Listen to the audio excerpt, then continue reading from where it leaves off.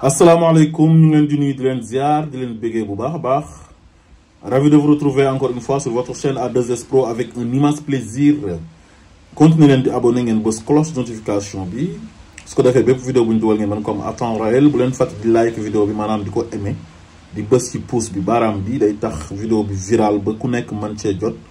Bu leen fàtte di ko partager waaye tamit di ko commenter dina ci am solo loolu. Comme on a l'habitude de le faire, wax sur ce qui concerne l'actualité politique sénégalaise,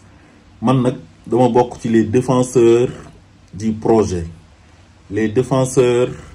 du président Bassirou Diomaye Faye, son excellence, les sonkophobes ñi nga xam ne dañoo contre Ousmane Sonko te contre wuñ ko dara lu dul li ko yàlla may ñoom dañoo jàppoon ne ñoo ko war a am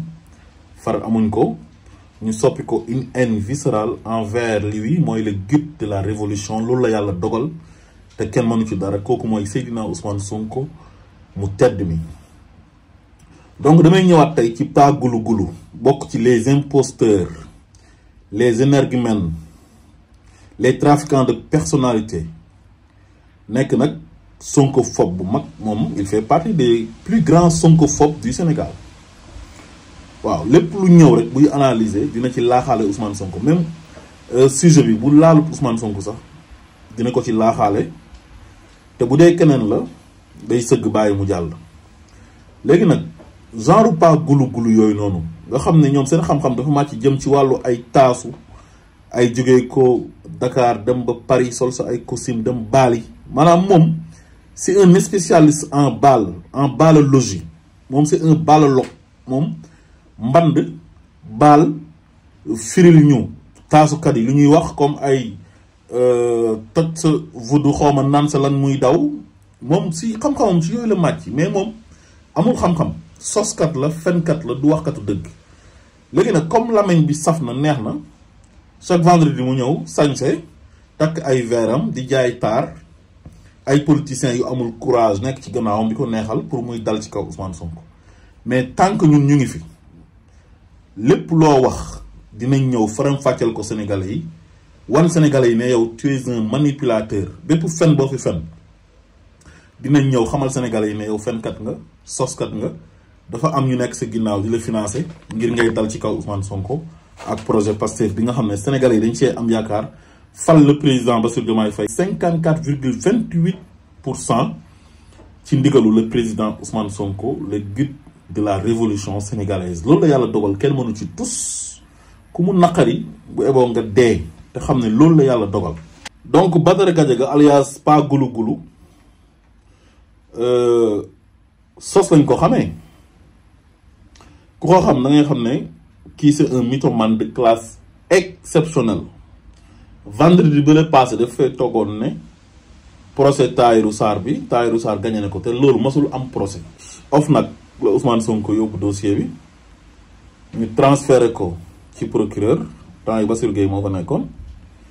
wan ne Ousmane Sonko li mu wax lu ci ëpp dëgg la ci dossier 94 milliards dinañ ci ubbi information judiciaire. léegi mu toog fen fi ne procès am na léegi nag ñu ngi lay xaar boobu ba léegi pour nga wax ñu procès bi kañ la woon ak nan la Tahirou Sarr def ba gañ a procès bi. léegi nag tey ci li may ñëw mooy fen bi mu fenati démb ci jàkkaarloo ak sos yu mu sosati jëmale ko ci Ousmane Sonko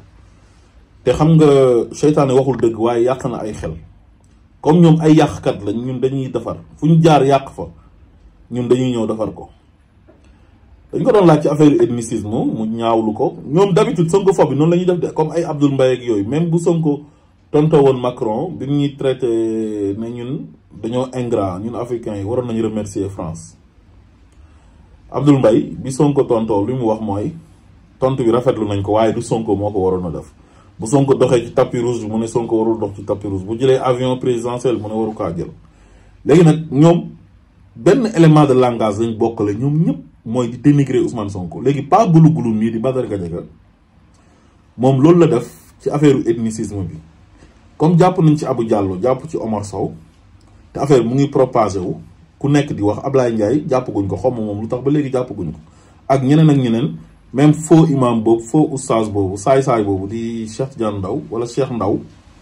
Tidiane ji sax jaru cee àgg nañ yem ci Cheikh Ndaw rek parce que saay-saay la voyu la bandi la léegi genre yooyu ba léegi ñoom jàppaguñ leen léegi nag Bakar Gadiaga bi ñu ko si laajee au lieu que mu dénoncé ko comme ni mu ko war a dénoncé day toog rek ne waaw ñu ngi koy ñaawlu waaye Ousmane Sonko loo leen laaj sujet boo leen laaj dinañ wax ne waaw loolu moom vraiment jaaduwul wala loolu ñu ngi koy rafetlu ba mu yàgg ñu ne waaye Ousmane Sonko nee na Ousmane Sonko daf fay toogoon ne Macky Sall dafa bañ waa Casamance xam nga loolu mooy manipulation dëgg te xam na ne contexte bi Ousmane Sonko doon waxee loolu ak contexte bi ñu nekk du benn dossier yi du benn personnes yi du benn contexte bi du benn donc Macky Sall ñëpp xam nañ ne dafa embargo woon Casamance bi muy xeex ak Ousmane Sonko léegi yow bi muy xeex ak Ousmane Sonko lan mooy yoonu Casamance ci xeexam ak Ousmane Sonko benn mooy Macky Sall bato bi dafa waxoon ne dootul demati Casamance mu tëj pont bi nga xam ne pour nga dem Casamance coono bu métti métti nga doon daj Safa Marwa ngay daw wala mel ni kuy jéggi siraat pour dugg Casamance bi nga xam ne ci Sénégal la boobu te dëkk boobu amoon rébellion am crise pendant 40 ans président bi nga xam ne moom moo war a saafara loolu mu ñëw di leen stigmatiser di yebal ay nit comme genre pas gulu gii nii ak ay moromam ñuy wax ne Ousmane Sonko comme Casamance la jóge moom rebelle la ñi ànd ak moom ay rebelle lañ dem ba ci manifestation yi ñuy ciblé ay nit ñoo xam ne sant joolaa lañ amee di leen jàpp di leen tëj ci kaso bi te ñooñu manifesté wuñ sax ñoo xam ne dañ daan liggéey nii romb nii di liggéey rek policier bi arrêté la contrôleur la su gisee sa carte d'identité nga sant Sonko wala Badji wala Diatta wala Sambou wala Sagna ak sant joolaa yu bëri dañ lay jàpp dem tëj la ci kaso bi te doo def dara maanaam yow dangaa sant joolaa moo tax ñu jàpp la kon defe naa ne affaire u ethnicisme ci Macky Sall la njëkkee parce que moo doon ciblé xeet bi nga xam ne Ousmane Sonko ci la bokk te Ousmane Sonko mosul dund loolu parce que Ousmane Sonko nee na leen man Sénégal laa bokk man maay Sénégal koo xam ne sa yaay Ngom la sant soo toppee ay cosaanam séeréer la am ay maamu wolof am ay maamu pël maamam mu ngi jógee Njaayeen Pendaaw foofu ci Fuuta ki jur yaayam mu yàgg leen ko wax di leen ko leeralal bi Macky Sall di duggee ci affaire yi ethnicisme di def diviser pour mieux régner kon kooku defe naa ne su demee ba wax ne Macky Sall dafa bañ Casamance moom jëmmam taxul muy wax xeetam taxul muy wax parce que Casamance du ay joolaa rek ñoo fa dëkk soose yaa ngi fa ay olof ñu ngi fa ay pëlëng fa am na pël yoo xam ne ay pëlu Casamance lañ doo leen dégg pëlu Casamance te Casamance du Ziguinchor kase Kolda ci Casamance la bokk Sédhiou ci Casamance la bokk Casamance dafa yaatu donc Ousmane Sonko bu demee ba wax loolu Macky Sall lu mu doon étouffé waa Casamance di leen boole ci xeex bi te seen yoon nekku ci loolu moo taxoon Ousmane Sonko doon wax ne Macky Sall dafa bañ Casamance heure bu manifestation amaan ay Bignona ak yooyu mais dañuy rey ay nit di leen dóor bal ñuy tëdd mais manifestation ana manifestation ak dóor nit bal mu tëdd donc dama leen bëgg a leeralal ne waa ji bu leen ko déglu parce que c'est un manipulateur li mu bëgg mooy jaxase Sénégalais yi ak Ousmane Sonko te loolu seen projet bu yàgg la si lañ yàgg nekk def nañ ko ba sonn te terewul Ousmane Sonko accédé na au pouvoir léegi nag il continue de faire la même chose mooy di dénigrer Ousmane Sonko di yàq der actualité bu am ñu laaxaale ko ci boole ko ci ne Ousmane Sonko tamit waxoon na lii même su fekkee Ousmane Sonko dafa waxoon dara wala mu def ko bu nekkee loo xam ne baaxul parce que nit rek la mën na juum même bu fekkoon ne def na ko te defu ko de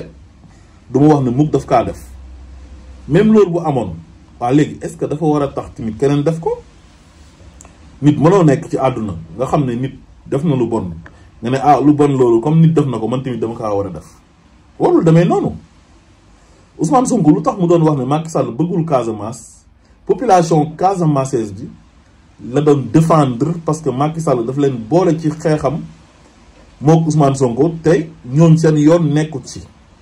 étouffé leen marchandise dematuloon Casamance ndax bato bi dematul pour nga dugg Casamance jafe-jafe bu métti la woon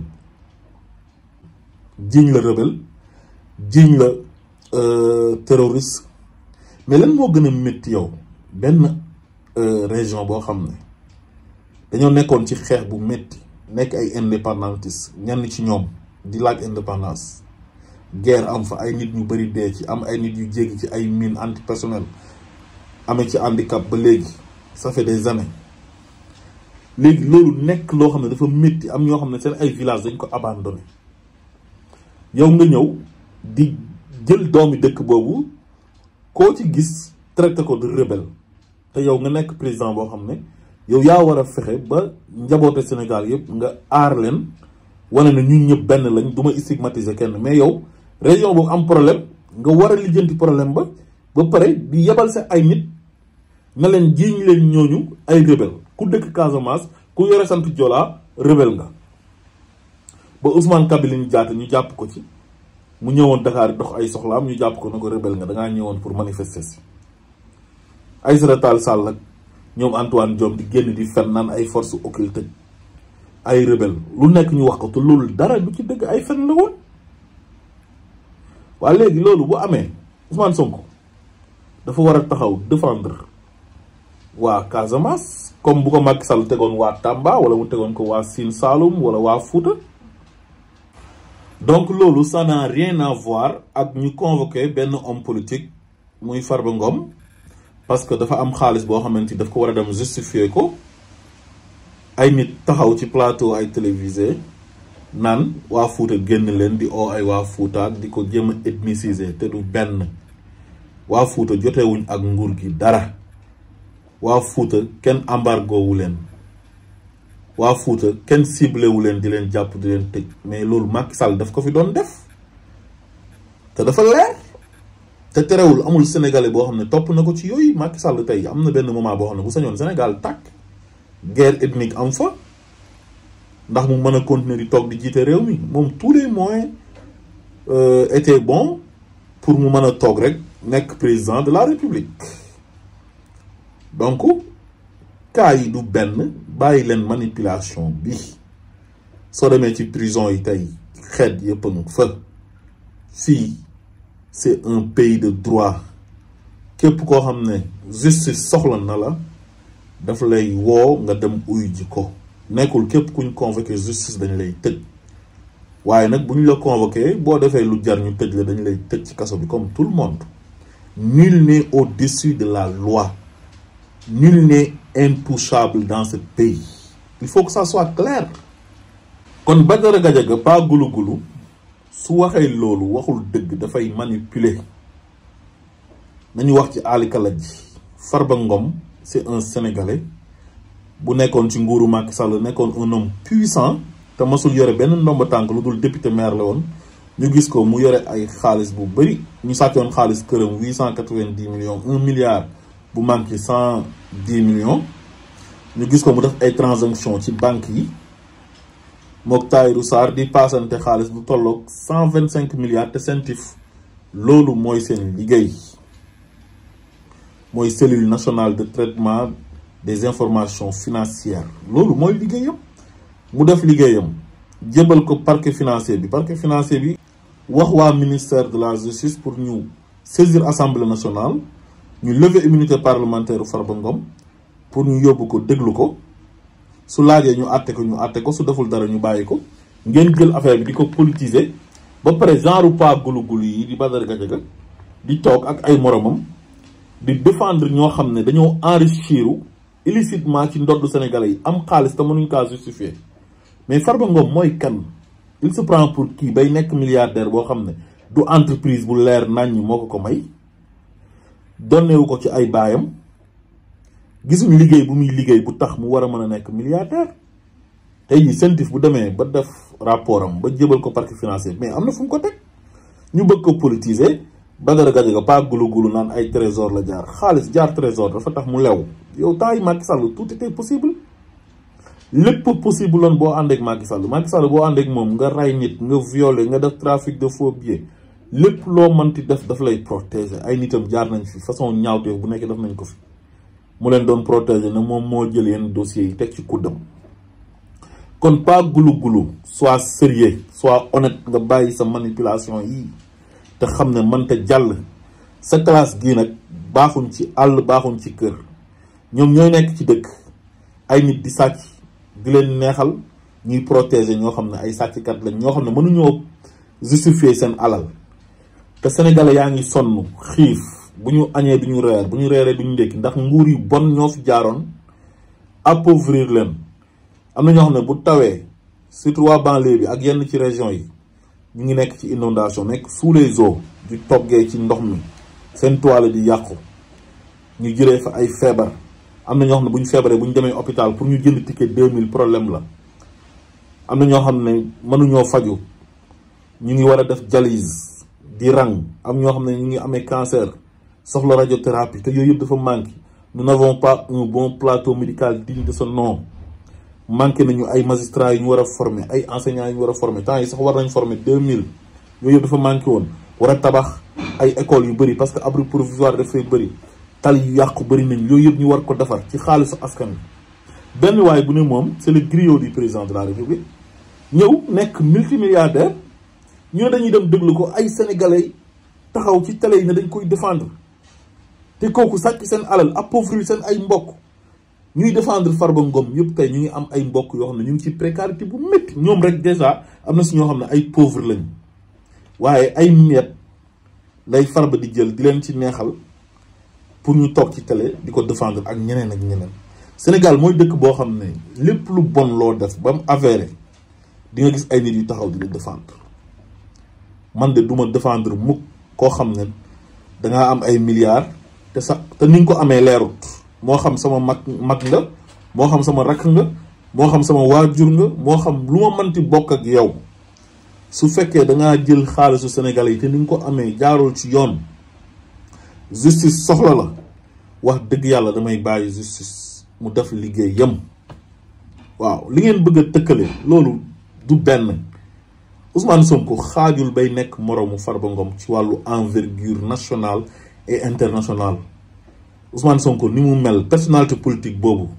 masul am Sénégal te du fa gaaw a amaat. loolu nag yéen mënu leen ko nangu parce que vous êtes des haineux da ngeen a frustré da ngeen a soxor vous êtes aigri loolu moo tax lépp lu mu def ci lu baax sax du ngeen ko gis lépp lu mu def yéen da ngeen koy négativiser da nga naan lu bon la jamais ngeen positiviser ko waaye nag ñun. dañoo bëgg Sénégal bëgg lu jëmale Sénégal bëgg Ousmane Sonko fas yéene ko jàppale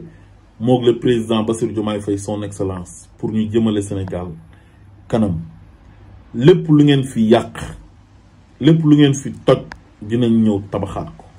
parce que yéen bëggu leen Sénégal gëmu leen Sénégal seen intérêt personnel ak seen ay poche moo leen fi bàyyi genre Badara Gadiaga gii dañoo bëgg ñu wax Sénégalais yi lan la ñuy liggéey ba tax fu costume cher ñu sol ko donte nit ku nekk war nga mën a sol costume yu cher war nga mën a sol ay yére yu cher di sañ sa bëgg sa bopp waaye nañu wax moom lan lay liggéey ak baal yi muy dem ay Paris ñu koy tuddee ay soirée muy dem di baal yi di dagg ay billet avion yu cher dama ko ñëw dal ci ay hôtel xaalis boobu fan la koy jëlee na ko leeral moom ak lan lay liggéey genre faux type yu mel ni Badara Gadiaga dañoo bëri Sénégal bëgguñu réew mi Sénégalais yi dañoo sonn ñuy défendre ay sàcc yoo xam ne ñoo sàcc alalu Sénégalais yi au détriment des Sénégalais yi nga xam dañ leen appauvrir genre yooyu nag il faut les dénoncer il faut toujours bu ñu génnee sama classe kii ak ñeneen ñi nga xam ne ñu ngi ci réseau yi te bëgg Sénégal di jàppale projet bi jàpp na projet bi c'est l'avenir du Sénégal ñu génn di leen tontu di leen démasquer te ngeen bàyyi di wax naan bu ñu leen tontu ñii dañ leen war di tontu parce que ils sont nocifs à la société poison lañ ci société baaxuñ ci kër baaxuñ ci àll réew mu baax dëgg ay nit ñu baax nekk fa bëgg seen réew nekk ay vrai patriote duñ gis ay nit ñu am xaalis illicitement ñu toog naan dañ leen di défendre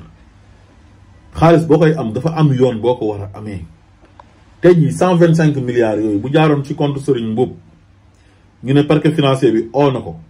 Sénégalais yu bëri seen xel dina ci mën a dal parce que Serigne Mboup am na ay entreprise yaa gën a entreprendre Abdoulaye Dia ak ñeneen ñoo xam ne ay entreprise waa Socosim ak ñeneen ñoo xam ne mën nañ ko justifier parce que ay entreprise yu ngand lañ am su boobaa dañ koy mën a justifier suñu xel dina dal donc lii dafa ñaaw Sénégalais yi nuñ sonnee ay nit toroxal leen lekk seen xaalis boole seeg doon leen saaga doon leen dóor doon leen tëj ci kaso yi doon leen rey ay traître yu mel ni Badara Gadiaga alias Pa Gulu Gulu toog naan dañ leen défendre loolu lu ñaaw lu salte la waaye duñ leen ci bàyyi fu ngeen génnee fen ñu génn defar asalaamaaleykum wa rahmatullah